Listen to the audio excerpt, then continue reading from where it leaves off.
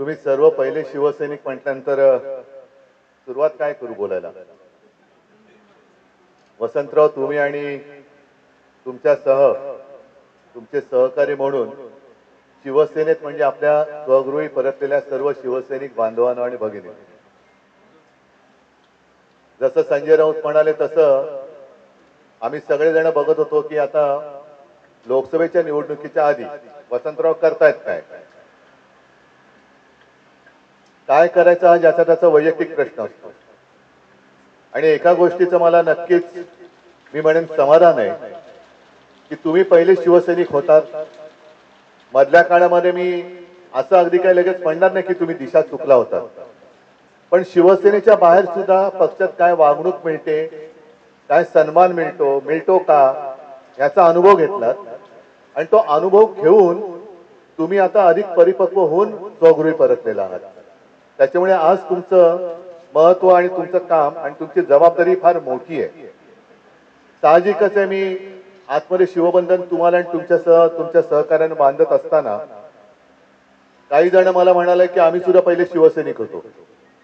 मग आता तुम्हाला सगळ्यांना शिवसैनिक होतात आणि शिवसेना सोडल्याबद्दल शिक्षा तर झाली पाहिजे, आणखी वसंतरावनं पण झाली पाहिजे, हो की नाही?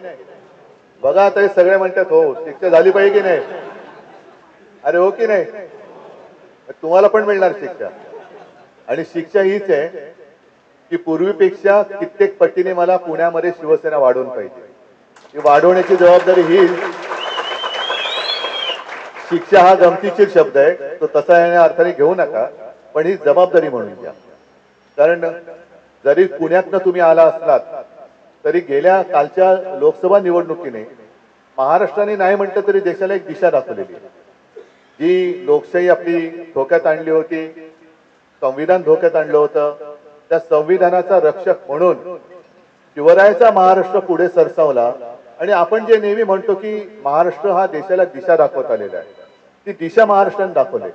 आता ती होती ही लोकशाहीची आणि देशाच्या संविधानाच्या रक्षणाची होती. होणार आहे की गद्दारी, खोकेबाजी आणि लाचारीच्या विरुद्धची लढाई होणार आहे. महाराष्ट्राच्या अस्मितेच्या अस्तित्वाची लढाई होणार आहे.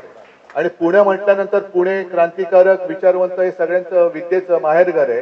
त्याच्यामुळे पुणे हे उद्याच्या सत्ता बदलाचं केंद्र असलं पाहिजे.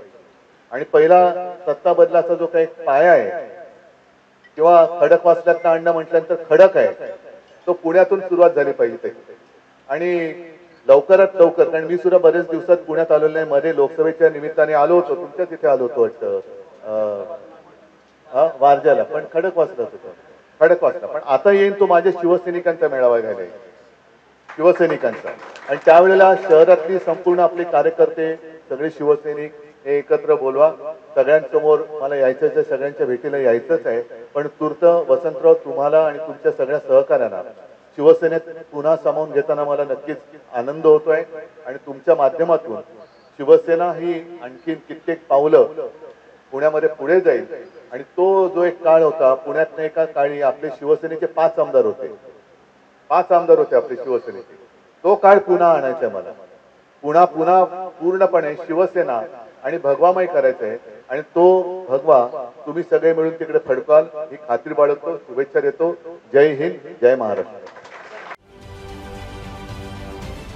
महाराष्ट्रातील सर्व बातम्यांचे विश्वासार्ह व्यासपीठ, सकाळच्या सर्व सोशल मीडिया प्लॅटफॉर्मला लाईक, फॉलो आणि सबस्क्राईब करा. तसंच सर्व नोटिफिकेशनसाठी बेल आयकॉन प्रेस करायला विसरू नका.